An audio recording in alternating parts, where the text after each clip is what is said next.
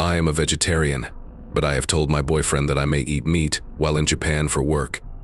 Instead, he cried and left our relationship because I had refused to eat meat with him for years.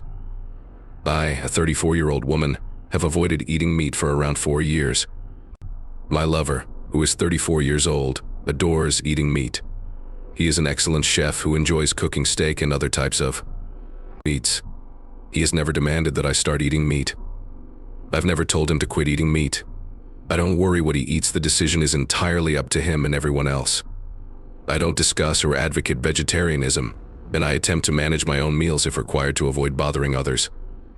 It can be tough to locate a restaurant that serves more than just a salad for vegetarians, so I will take the effort to find one that will suit everyone.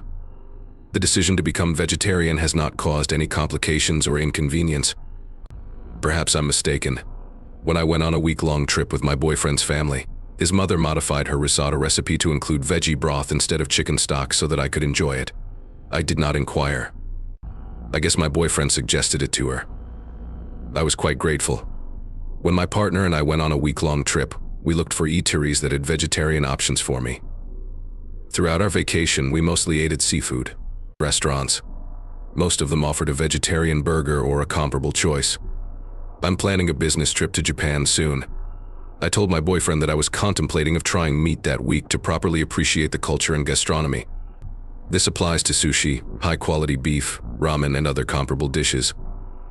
I am not sure if I will be able to consume meat during the vacation because I believe I will feel guilty about it. I decided to become a vegetarian because I am concerned about how animals are reared, handled, and slaughtered for human consumption.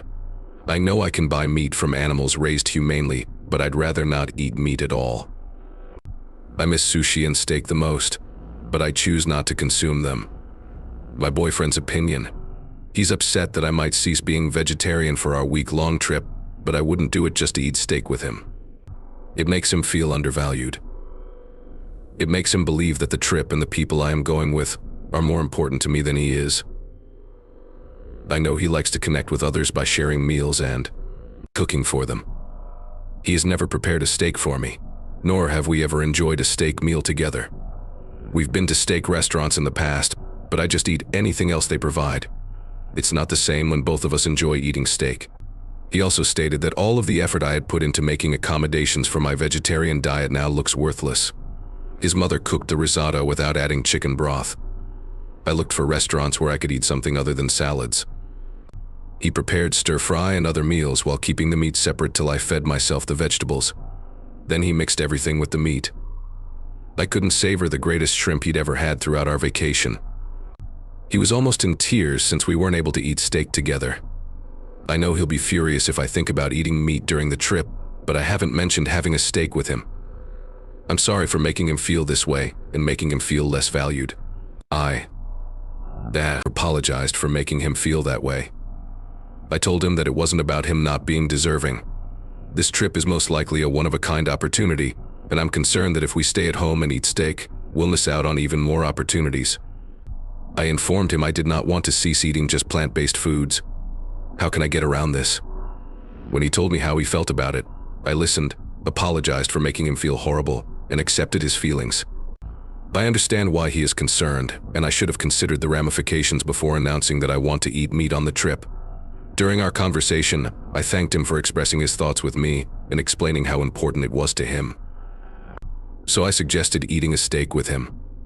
I also informed him that I don't want it to happen too often because I prefer to eat vegetarian, or at least largely vegetarian. Because he is not a vegetarian, I realize how important having meals together is to him. It's essential to me, too. What I didn't realize was that he genuinely wanted to eat steak with me at the same spot. When he cooks meat, I always tell him how good it looks and smells. And he had earlier stated, "I wish you could try this looking back." His comment most certainly implied that he wanted me to join him in eating a steak. He has not invited me to eat steak with him tonight or asked whether I want to eat meat with him. If he asked me those questions and I said no, but then stated that I'm thinking about trying meat in Japan, it would spark a different conversation. I haven't said no to him in that manner, but I haven't suggested going out for steak with him until now. I had no idea he really desired this particular piece. I assumed he was content with the amount of meat he ate and our meals together. We have never visited a vegetarian restaurant together. I want to make my vegetarian diet simple. I don't want this to happen. I deliver food to his home. When I go to restaurants that don't have a lot of veggie options, I usually purchase a tiny salad or grilled cheese from the kids' menu. I do not believe that is a huge thing, and I completely understand why he is furious. This piece isn't about that. I'm just thinking about the best method to go. I also told him that I was considering eating meat on that trip without fully thinking it through. I did not regard his sentiments he would be hurt. I also didn't consider my own emotions. I would feel guilty and frightened about eating meat. When we talked about it, I explained that I would need to gradually start eating meat before we had steak together, or if I decided to eat meat while in Japan. I'm aware of this, given how terrified I am at the prospect of eating meat. I believe it is best for me to avoid eating meat on the journey. Now I need to talk to my boyfriend about it because I found out he wants me to eat steak with him, and I promised to do it for him. Thank you for your remarks, everyone. Update October 30th, 2024. This is what happened. This will be pretty long. We had several major disagreements in the 2 weeks leading up to my trip to Japan. He told me around 5 days before I went that he was unable to continue the relationship. He can't tolerate all the fighting, he's exhausted. I don't admit my mistakes and only focus on his flaws. I don't talk about the issues I need to work on, my insecurities, or accept responsibility for how my poor communication causes disputes. More information on the reasons provided. Point 1. We had a talk on Sunday about how I felt. He could tell I was depressed, so I told him I was feeling alone. He inquired as to how I'd been feeling recently, and I explained that I'd been unsure about several professional concerns as well as some matters involving my family and friends. We did not talk about feeling alone, but rather about other issues. He focused on finding a solution while remaining calm. It wasn't what I was searching for, but I chose to go through the process with him first because he looked so eager to figure it out. Several aspects of the discourse worried me. First, he stated that he does not believe I actually feel this way. In addition, there was a lack of understanding and compassion. After we finished talking, he questioned about my sentiments. I did not explain it clearly to him. The first thing I told him was that it makes me sad when he asks about my emotions. I share my emotions with him, and then he responds, "I don't believe you feel like that this has occurred before." When he has asked me about my views or ideas on something, he has stated, "I don't believe you. I don't think you feel that way. It is not rational to feel that way. I believe you feel this way because of X, Y, and Z, not for the reasons I stated." The next thing I remarked was that I wished he had not only focused on evaluating the situation but also exhibited empathy by saying something like, "Oh, honey, I'm sorry you're feeling so lonely. I'm sorry to hear this. What is happening?" I informed him that I found our chat about issue solving useful, but I also wanted some understanding. He went silent, and his gestures changed. I inquired whether he was angry. He responded firmly, "Yes, I'm mad." When I inquired why, he said that I was only focusing on his flaws. He made a concerted effort to deal with the circumstance appropriately, and he did everything else right. All I did was tell him his mistakes. I informed him that he had done other things correctly. I knew from past conversations that he was furious because I did not give him what he wanted at the time. He wanted for greater understanding and kindness, for example. He promptly explains what I'm doing incorrectly and what he expects of me. After that, the conversation essentially came to an end. I brought it up again about a week later, and he apologized for not dealing with it correctly. Second point, he stated he was going to watch a horror movie with his friend Aaron. They occasionally watch movies together, just the two of them, and I am fine with it. This circumstance is making me nervous because I don't think he is interested in making plans with me. He doesn't appear to make an attempt to organize things, other than remaining at home or suggesting we go to the same brunch spot we always go to. In the end, I went very silent and started crying. I was thinking about my sentiments and debating whether to talk about them or deal with them on my own, because I know it makes me feel unsure. He asked what was bothering me, and I assumed it was something simple enough to address. I told him that this made me very unsure. He stated it didn't make sense for me to feel that way, I shouldn't feel that way, and he had never done anything to make me feel that way. I spoke about myself and provided explanations. He adores scary movies, and I wish he would want to watch them alongside me. I am unsure about it. If the rest of our relationship had been wonderful, I doubt this would have made me feel horrible. I had been feeling unappreciated for quite some time, so this was the last straw. He kept telling me that it didn't make sense for me to feel this way, and he provided me reasons why.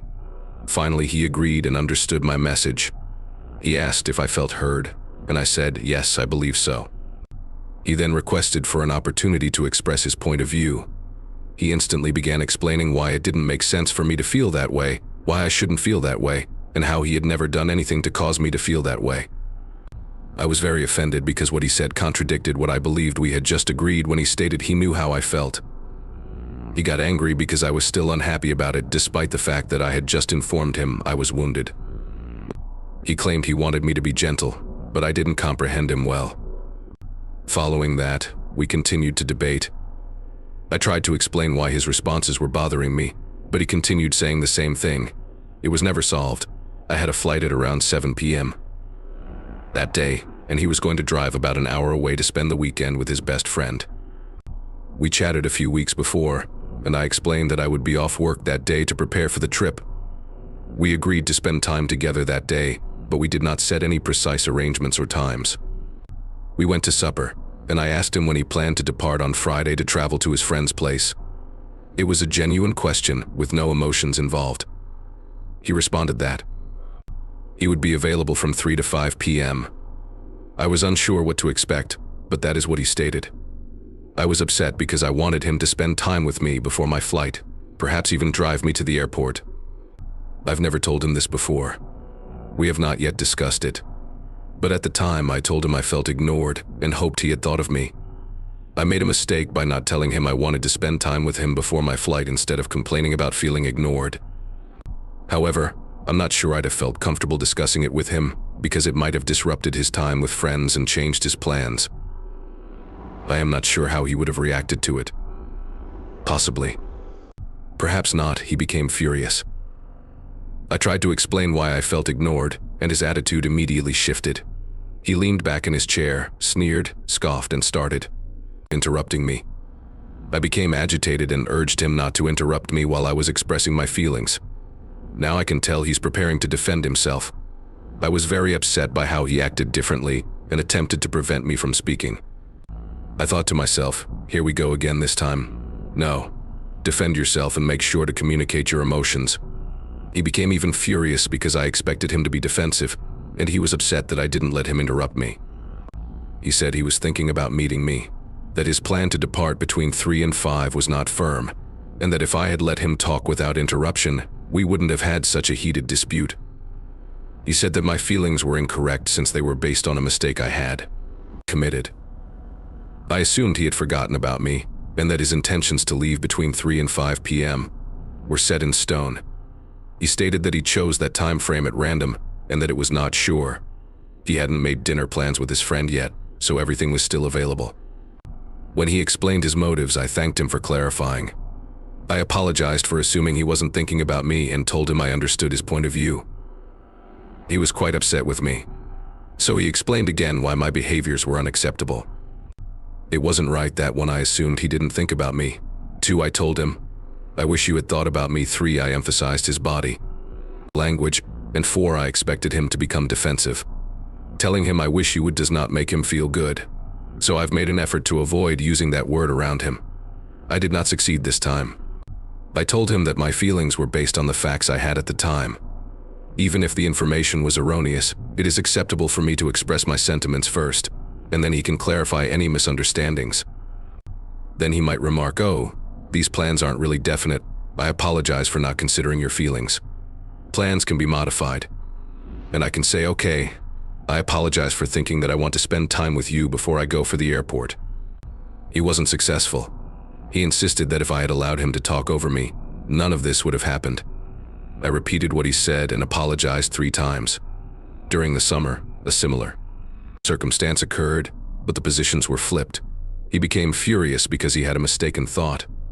I stopped him to give him the correct information. He suggested I should listen to him first before correcting him, because his sentiments are important and should be addressed. It's difficult, but I agreed. I brought up that topic to clarify why I should be able to convey my thoughts to him before he cuts me off. He was still trying to stop me because I was mistaken. Then he was upset that I changed my mind so quickly. When he indicated the arrangements could be adjusted, I apologized for assuming he didn't think about me. I assured him that was all right with me, and he said he gets overwhelmed when this happens. When I am irritated over something, he explains his side of the story. Then I say I understand, let go of my initial emotions and support him. He said I'm making him doubt his own sentiments by making a huge deal about it. He gets irritated, and I give in. I tried to explain that it is natural and beneficial for people to hear new information, think about it, and change their ways of doing things. It's good for me to listen to him and confess, yes, I assumed something, and I shouldn't feel guilty about it anymore. In any event, he was upset with me all night. The entire dispute occurred because I did not communicate effectively. When we awoke the next morning, I expected him to apologize to me. He assumed I was going to apologize to him. That's when he announced it was done. In the following incident, my husband sought for a divorce. After I found him cheating on our 14th anniversary vacation, I met someone fresh, and we're getting married, while my ex is looking for another opportunity. My 47-year-old spouse requested a separation on our 14th anniversary, which we were enjoying in another country. We weren't as close as we used to be, but we rarely disagreed and always had a fantastic time with our families. We don't have children. The night before our anniversary, he remarked that he was unhappy in our relationship but couldn't explain why. The next day I asked to see his phone, but he refused. He said I'd find playful communications with one or more other women on it. He'd met other ladies through school and job, and he suspected there might be someone else who was a better fit for him. I expressed that I didn't want to try living apart since I find it difficult to work on things when we aren't together. If he chose to go, that would be the end. He understood, but he insisted on doing it himself. After only 2 days away, we altered our flight arrangements, returned home, packed some things, and he left. A week later, he requested to return home, and we began counseling to improve our marriage. He found it tough to admit that he was having at least one emotional affair. The therapy was ineffective because he was defensive and unwilling to cooperate. I believe something occurred between my partner and another woman, but I do not have any evidence. He deleted all of his Snapchat and other app messages and photographs, preventing me from seeing them. After 4 weeks of living together and attending to counseling, he decided he didn't want to continue trying to restore the marriage and moved out. He grabbed his belongings and departed a few hours later. He remained at a friend's house, moved into a new apartment, and signed a 1-year leasing agreement. I was quite unhappy and needed to take a break from work to deal with what had happened and seek counseling. After 4 weeks, I began to feel somewhat better. I went out for drinks with 4 colleagues who live nearby, and one of them, a 42-year-old man, really stood out to me. I'd only seen him on Zoom before today. We started meeting up many times every week. It quickly developed into a great and loving relationship. I've been attending to therapy since it was difficult for me to cope with the unexpected loss of my long marriage while also embarking on something new. It has been approximately 7 months. My ex-husband wanted to give our marriage another shot, but I said no. He criticizes me for starting a new relationship so soon, only 6 weeks after he departed. Our relationship ended because I can no longer trust him, and he has deeply harmed me. I don't want to be in a relationship with anybody I can't trust. Is it wrong to move on? Responses from the original poster, in response to a commenter. No apto. He stated that he believed there was a better woman for him out there. He has most certainly been unfaithful to you multiple times, therefore he should not be furious with you for moving on when he was unable to be loyal to you. He cannot push you away and then want you back. Second commentator. He assumed Up would remain unmarried, but he still wants to be with them and refuses to go on, while he did anything he wanted. Hey, did you actually get divorced? In our state, couples must be apart for a year before they may begin the divorce procedure. Yes, we will file the documents as soon as feasible. The delay is quite annoying. October 25th, 2024 update. I'm not sure how to provide an update, so I hope this is correct. The most important news is that my former spouse, who is 48 years old, and I, who are 47 years old, have officially divorced. We divided everything equally and I paid him to leave the family home. Fortunately, the divorce was quick and easy once we fulfilled the legal waiting period in our state. When I was signing the divorce papers, he questioned if I was certain I wanted to proceed, especially since he was dating someone else. He wanted to give it another shot if I was open to it. I didn't want to, and thankfully he did not resist or complicate the divorce process. My ex-partner has been dating this woman for a long time. I know he met someone before our breakup, but I'm not sure if he was disloyal to her. It is not important to me. I hope all goes well for them. My connection with my new partner, who is 42 years old, has been great. This is the best relationship I've ever had, and I can honestly say I'm never happier. He is friendly, caring, and skilled at communicating with others. We began living together some time ago, and a few months later we became engaged. We intend to run away and marry in the coming year. Even though it may seem unusual, I am grateful for my ex-partner's infidelity and the misery that followed. Without it, I might not be as happy as I am right now.